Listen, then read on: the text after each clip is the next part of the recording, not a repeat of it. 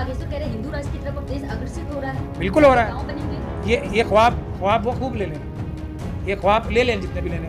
अभी सवेरा होगा ना तो ये सब हिंदू राष्ट्र बनाने वाले या कोई भी दूसरे राष्ट्र का नाम लेने वाले भी ऐसी बड़ी बड़ी जेलें मजबूत बन रही हैं ना, जहाँ बहुत अच्छा इनका इंतजाम होगा। गतिविधियाँ करने वाले जेलों में इतने लंबे समय तक रहेंगे कि ये उसके बाद सिर्फ एक ही बात बोलेंगे जब ये निकलेंगे, जय भीम। कुछ नहीं बोलेंगे, सिर्फ एक बात बोलेंगे, जय भीम। ये मेरा कॉल है। ये सारे लोग जो हिंदू राष्ट्र की बात कर रहे हैं, ये सब कान पकड़ के जय भीम बोलेंगे और उठक बैठक करेंगे। हर मनुवादी मानसिकता का व्यक्ति जो हिंदू राष्ट्र बनाना चाहता है, बाबा साहब का संविधान खत्म करके, उसके असली जगह जेल है। अपनी अपनी जेलें पसंद कर रहे हैं डिस्ट्रिक्ट में। मैं सबको बाबा है, अगर कुछ कह रहे हैं तो कुछ तो लॉजिक होगा ना। बिल्कुल होगा। जेल के अंदर चमत्कार करके दिखाएंगे। योगी आदित्यनाथ जी ने जो शपथ ली थी ना संविधान की, उसको याद करें सुबह और शाम दोनों समय, और दिन में भी। उसको भूल के कोई भी कार्य करेंगे तो वो अपराधी की श्रेणी में आ जाएंगे। ये मैं बार बार बोल रहा हूँ। और अपराध नहीं करना चाहिए, उनको अभी भी संविधान की राह पकड़नी चाहिए। लेकिन सर क्या लग रहा है, एक तरफ बाबा बागेश्वर हिंदू राष्ट्र के लिए गांव बसा रहे हैं, कह रहे हैं उसमें 1000 हिंदू रहेंगे, जिसमें नॉन मुस्लिम एक भी नहीं रहेगा। नहीं, वो तो देश तोड़ना चाह रहे हैं ना। आप ऐसे लोगों की क्या बार बार बात कर रहे हैं? वो तो संविधान खत्म करके वो तो मनुस्मृति लागू करने के लिए जा रहे हैं। और वो जो उनका जो संविधान है उसमें लिखा है कि वो वर्ण व्यवस्था के हिसाब से चलेगा।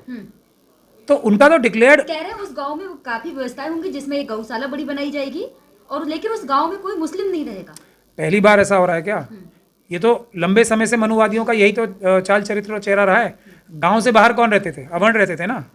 वही काम दोबारा हो रहा है। तो वो देखिए, बात अगर एक लाइन में समझनी है, बाबा साहब डॉक्टर भीमराव अंबेडकर ने मनुस्मृति जला के संविधान लाया था।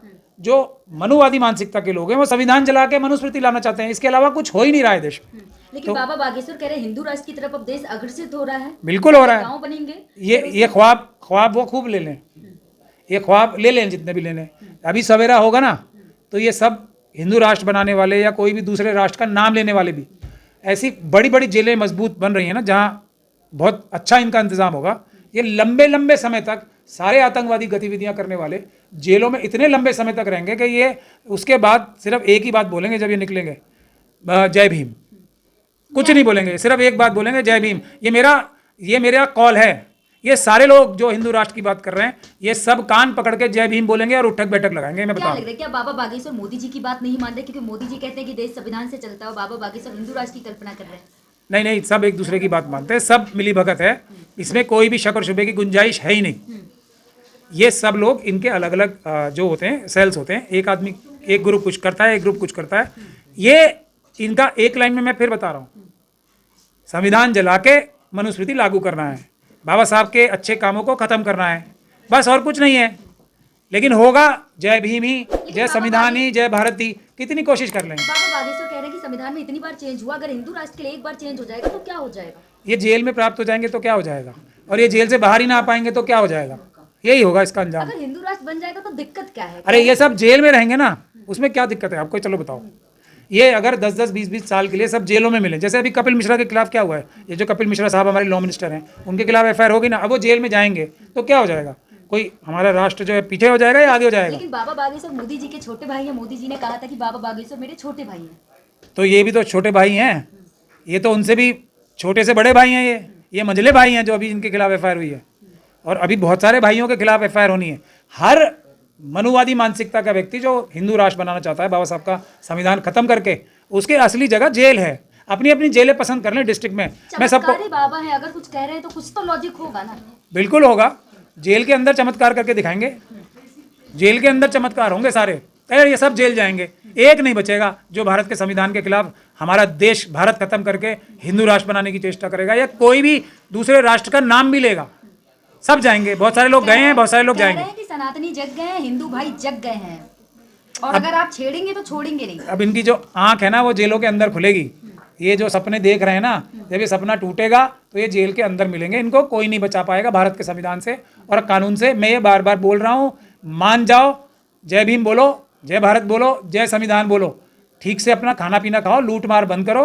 कुछ नहीं, आपको हम आराम से, जो आपका हक है, आपके दरवाज़ा खटखटा के पहुँचा के आएंगे। जिसकी जितनी संख्या भारी, उतनी उसकी हिस्सेदारी। ये जो सब बड़ी बड़ी गाड़ियों में घूम रहे हो ना आप, ये सब हमारे बहुजन समाज के लोगों का पैसा चुराया हुआ है ना, वो सब वापस होगा, चिंता बिल्कुल मत करो। कह रहे हैं जो हमारे देश के भारत के जो मुस्लिम हैं वो भी पहले सनातनी थे, सनातनी के बाद मुस्लिम हुए हैं।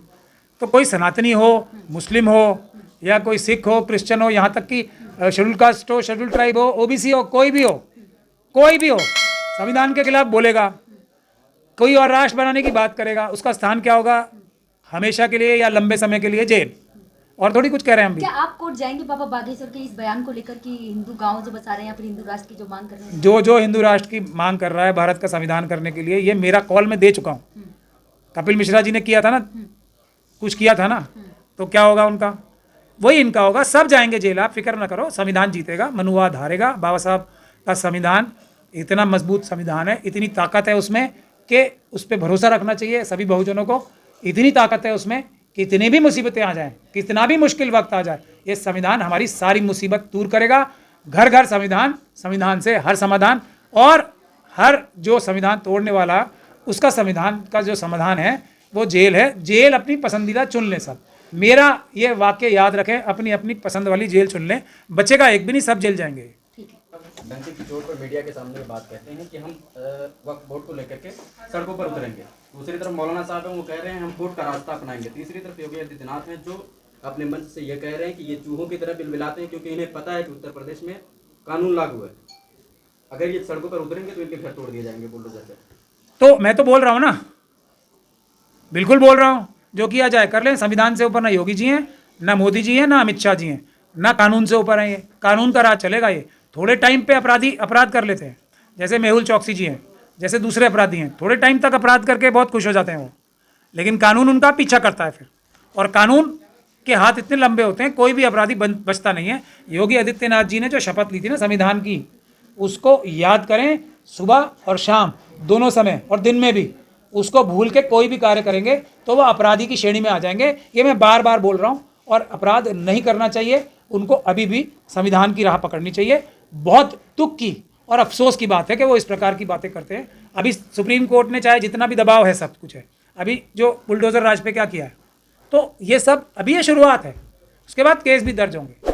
बहुत सारे लोग हैं ना जो समझते थे कि हम कानून से ऊपर हैं, ऐसे बहुत सारे लोग आए और बहुत सारे लोग जेल गए। बहुत सारे लोगों ने ऐसा सोचा कि हम कानून से ऊपर हैं।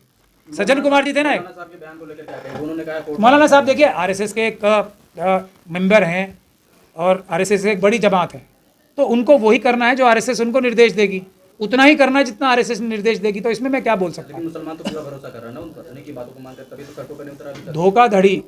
धोखाधड़ी कौन कर सकता है? जो आपका विश्वास जीत ले।